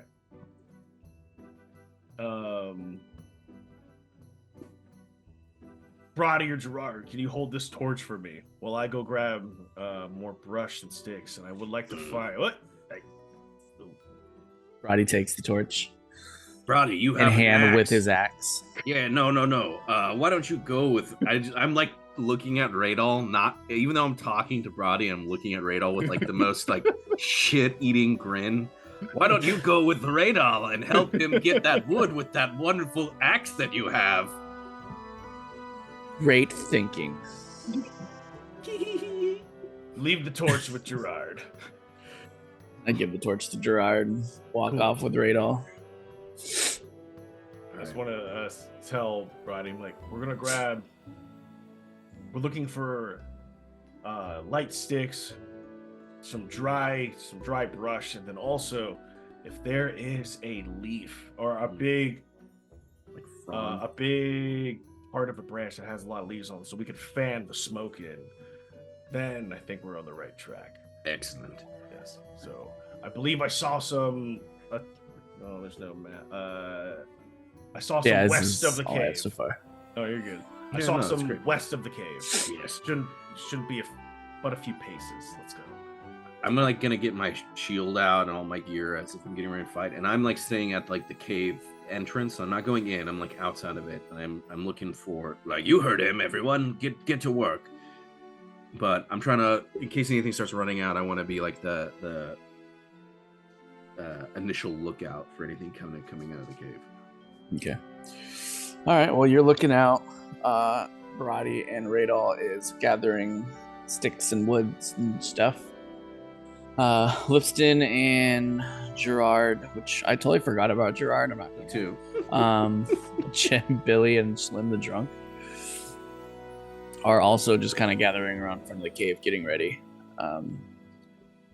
And that's where I'm gonna end today, because let's build this out. This is great. No, I'm excited now. I almost have to like ask, did we even have Gerard in the last episode? No, I've 100% he was asleep in his Gerard. tent, and I'm gonna throw so that in his face. The only reason I recall him is I just have it written down. Yeah, me too. I have him on my notes right above Jim, but for whatever reason I didn't even notice him last time. That's so funny. That's such a forgettable. So yeah, he was sleeping. He's very narcoleptic apparently. Well, he's gonna have to pull his weight in this one. Right. Dun, dun, dun. Final discussion point. Let's see here. What do I got? Unless anyone has anything. Let's talk about. Oh, well, maybe. You can tell me if you want to talk about this, Randy, or not. We talked a little about this in your streams. Discussion topic: resigning. Yeah, resigning. Dude. So, I've never quit a job or resigned from a job in like my life. Like but it was just very evident that the structure of this store was not great. The management above me, though trying, I just don't think was great with personnel, unfortunately. And I didn't put that in my resignation letter, but it was a lot of the it was just kind of wild to me.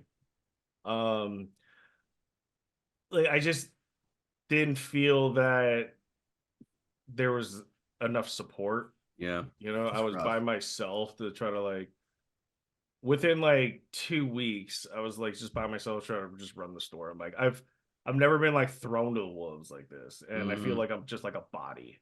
That's it. Like like this is crazy. As much as like the job isn't like super difficult, but the amount of work that I have to do and have to like mitigate problems, it was just like this is just very evident. It's not financially, it's not like I can't reason being here. Yeah, like, that's just what it is. Like I just feel like I'm a body getting paid significantly more than everybody else. Especially if you feel that way, like just starting a job. I feel like it's one thing if you've been there for a few years and things are kind of switching in a different direction to where you start feeling like that. But like right out of the bat, if you come on a job and you're overwhelmed, I'm not saying you're overwhelmed, but if you just feel like, what the fuck? Yeah. Like I'll tell you what, I did like the third day or something like that. The regional manager was there, the one that like did the hiring. Like didn't even acknowledge me. I was like, I don't feel appreciated, or I don't feel that. It's kind of like when I worked at Lowe's in the beginning. But Lowe's was like, I say all the time, like my favorite job of all time is, even though I didn't make anything and whatever, but it was just like, you do the work, get it done. It's like they looked at my resume. I got the job, the position because of my experience, but they didn't value, or I don't think they quite really understood what they have. Dude, just with me being there for the short amount of time that I was, like, I felt like the team respected me more than the manager.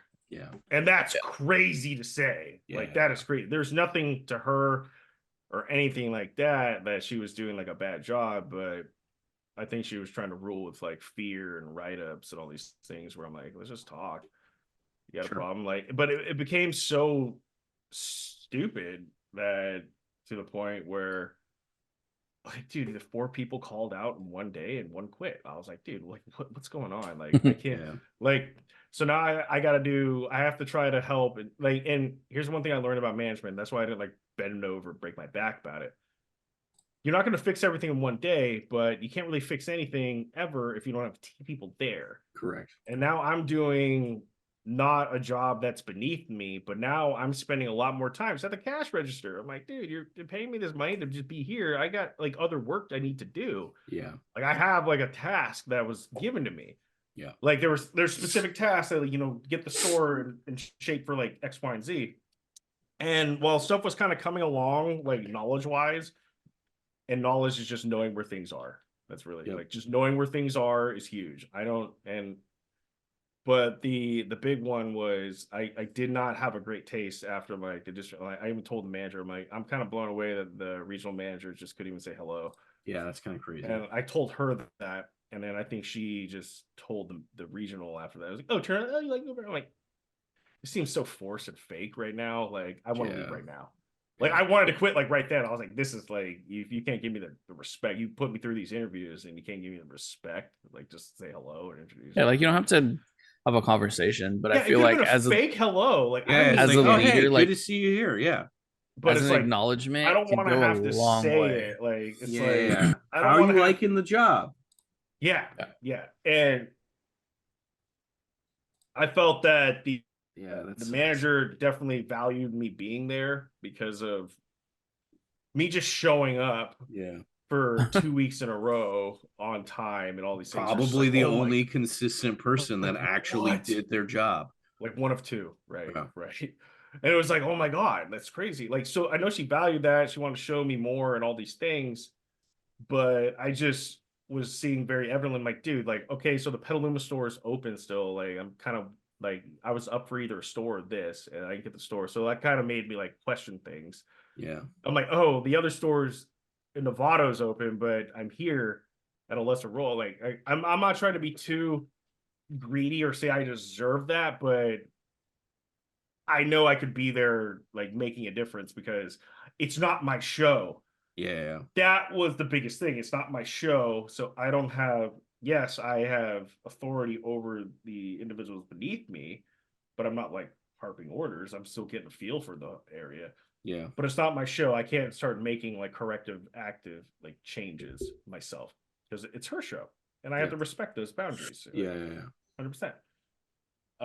But yeah, after that day and everybody, more people call, I call my parents.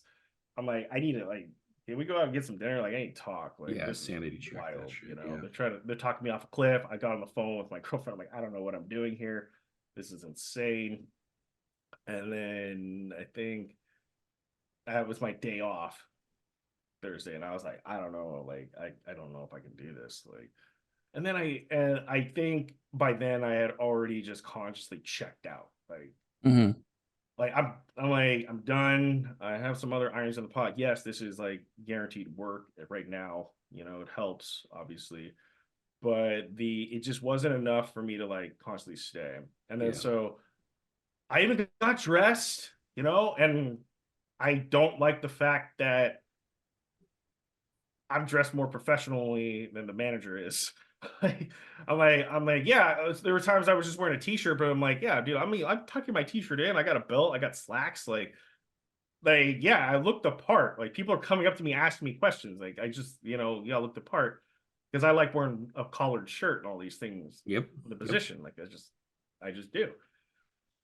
Dude, I get dressed, I go in with the conscious decision that I'm going to resign that day, and I'm just going to be there to cover lunches. That's it, just to be courteous. And even though I'm like, I could wait till she comes back from vacation or staycation, might I add, leaves me for a week just to like, which was fine, but if she wanted me to stay, I would have stayed. If I was the manager, like there might have been, can we push this? Yeah. A little bit. We got a new guy here, very dependent on him right now. Yeah, and dude, within like 5 minutes of me being in, like not even 5 minutes, I'm like, what am I doing here? I checked this, I looked at the schedule, I made sure all the money was right. I was like, they got coverage, everything. And then not even like within 5 minutes, yeah, I can't be here Monday. I was like, I'm like, cool. You're like, we'll figure it out. We're gonna get this done. Cool. Like type. Like crazy. Like nuts. Like there's just no accountability there. And I get it. We're trying to, and here's the thing. I don't want to come off as like, you never gave the job a shot. You were hired to do this job. You were hired to bring in and help you got to gain accountability in the store. You help do these things. I can't do that if nobody shows up. I can't. And the store is in such a place where if you fire somebody, you're hurt. Like the store was like short staffed before I got there, and it was even more short staffed because. And the one guy who quit got yelled at by the manager for not like knowing these duties that he never learned or didn't pick up. And the day, 2 days before, like Wednesday, he was like, "Man, Randy, I'm thinking about stepping down." And it was the receiver. It was like one of the most important jobs in the store. Like, I'm thinking about stepping down. I'm feeling a lot overwhelmed right now. This title and all these things. And so I didn't tell the manager. I gave it a day, and I spoke to him like the following day, which actually I think it was like Tuesday and it happened on Wednesday. And it's like, I just want to make sure this is the right decision because he's like, I was just kind of getting, I just don't feel like I have enough training.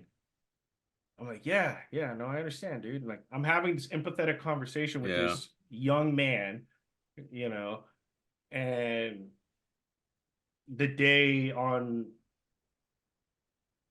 whatever day that I was supposed to go in later, and I think it was a Wednesday, like people weren't there, someone called out, someone to show up, they couldn't really open, they kind of half-assedly opened the store. It's like, I'm just going in. That's all I said. Like, I'm just got to go in. Like, I have to go in like 3 hours earlier than I need to. Wow. And then I had the conversation with the kid, and then he's like, "You're gonna hate me." And I'm like, "Are you done?" He's like, "Yeah, I'm done." Like, here you go. Let me know when checks are in. I'm like, what are you supposed to do with that? Like, I don't know. I mean, thoughts? Yeah, that's crazy. The thing for me, I'll add a little bit of levity here. Well, no, let me give my thoughts, then I'll give some levity. It's difficult because, like, yeah, part of this is like, hey, like that is the reason why you brought in there. It's like, and we're gonna talk a little about this offline when it's like talking about like company culture, right? And it's just like, cool, like what is the attitude that you want to get? And it's just like, hey, yeah, like your there was an opportunity there where, yeah, you're technically not getting your, the way you phrase it was you're just the highest paid regular employee there, but you could like really put your nose to the grindstone and like shape that thing around. And in theory, it could be rewarded with, wow, look at how quickly this guy came in here, turned this thing around. We definitely want to give him a store because look what he did when he was in this lower position and he got this thing. He helped right this ship, right? Yeah. So the one version. There's another version where it's not going to get any better because management on top isn't going to get any better. And again, I'm not speaking for you. I'm just saying it's based off what I'm hearing. So it's just like, okay, cool. Well, then, you could sit there and grind forever, but if you don't have the support that you need to turn it into a better store, it's never going to turn into a better store. So part of you is like, okay, do I need to cut my losses on this? So I get both sides of that. For me, it's tough. It's just tough, especially when you're like, well, did I not give this thing a fair shot, or do I not even want to waste my time putting in it? Yes. Right. Yes. So very, very. I get all that. And there's no, for me, I have no like, oh, here's the silver bullet for that situation. For me, just my resignation story is the funniest one is when I left In-N-Out to go to Best Buy, right? Because they paid a little bit more and I was tired of smelling like grease all day. And so I went to Best Buy and it was seasonal workers. I regret smelling like that grease, but and so seasonal, like they went into it being like, hey, like we're hiring all these people for seasonal work, but like understand like we're only going to keep around maybe one or two of you to be long term. And I fucking crushed my job at Best Buy. I was just when I was there, I did it. The problem, I did it so well that I kept missing my lunch breaks because I was the only person that was doing customer service. So I was the only person being like doing the job. And so I was getting in trouble. I was like, you're right. I got to take my lunches. But I was so used to In-N-Out being like, hey, go take a lunch. Right. And so for me, it's like, if I'm actually caught up, if I'm in the zone, I'm going to keep working hard. And then suddenly I'm like, oh shit, 6 hours have gone by my bad. Right. So that's on me. And I own that. But I own it because I'm fucking doing my job. And so I was one of the few people that they were like, hey, we want to keep you full-time for Best Buy. In my head being like, well, I'm about to go to like San Francisco school. I could work here, or I could just like, nah, I don't really care. And I remember I wrote my like 2 weeks out. I was like, hey, I'm putting in my 2 weeks. And I put the piece of paper into the office was locked. So there was no, because there's no manager or whatever. So I just slipped it into like the mail slot or under the door, whatever. Like, hey, Bert Jennings, I am officially putting 2 weeks in, blah, blah, blah. And then didn't think of it. And then like the next week I didn't have any hours. I was like, oh, okay, cool. Like they're having me finish out this week and that's it. And I guess I have no hours next week, whatever. So this is my last week. All right.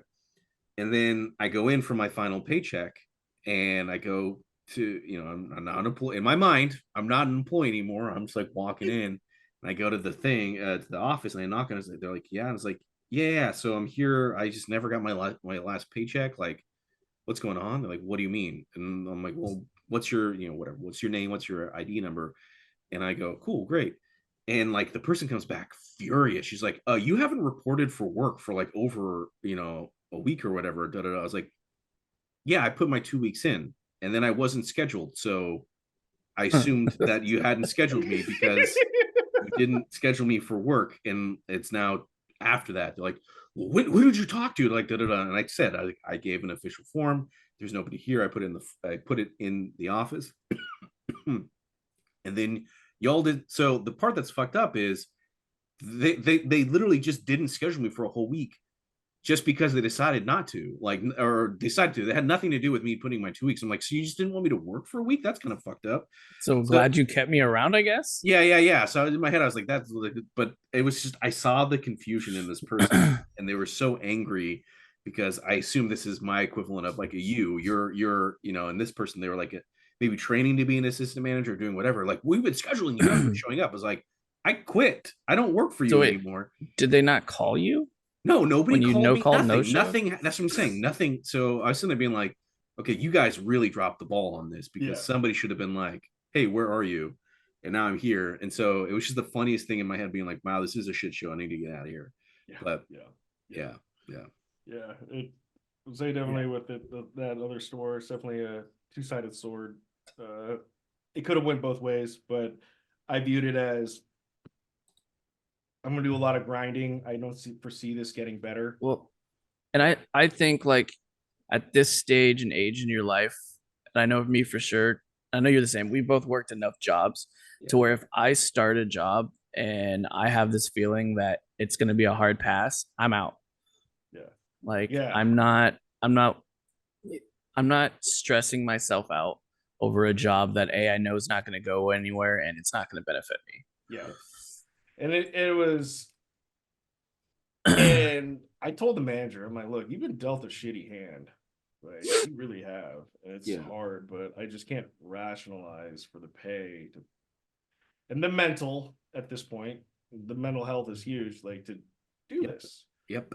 There's a 30 to 35K price gap between me and her. Like, if they came up like 15 or 10K, I could do it. Like, I can weather this longer to do it, but that wasn't the case.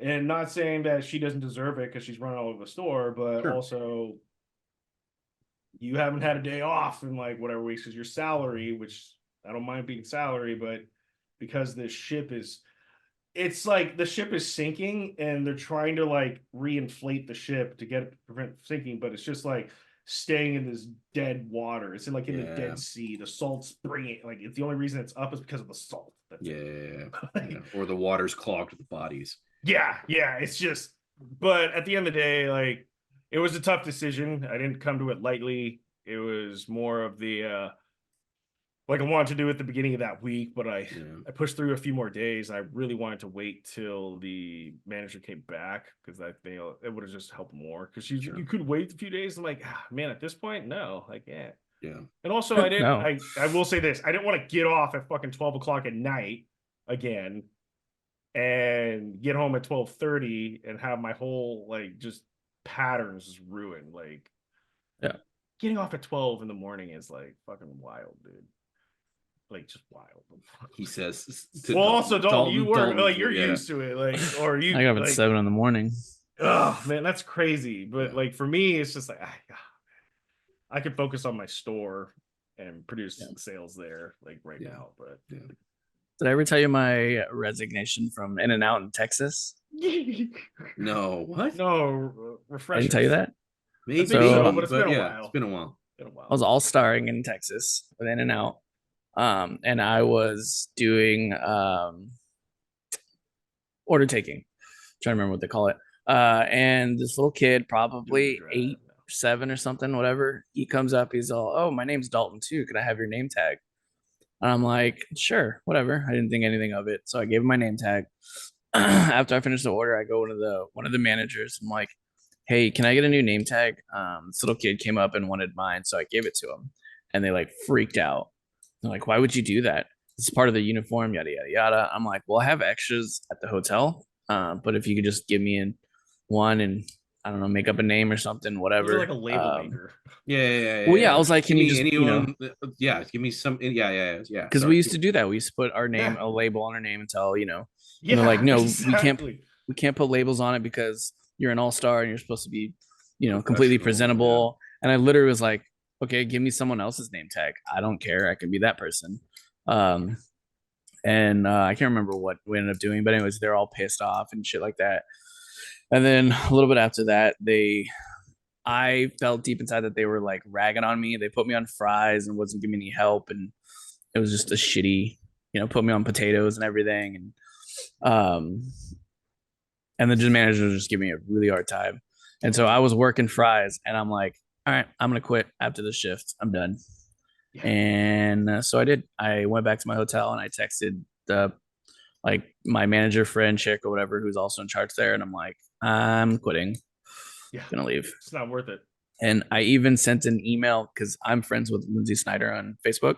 I sent her a message about the whole thing and told her how I felt like if your uncle, father, whoever it was, Esther Snyder, was right next to me in that situation, they would have wanted me to give it to him. Yeah. Exactly. 100%. Yeah. So. Something that takes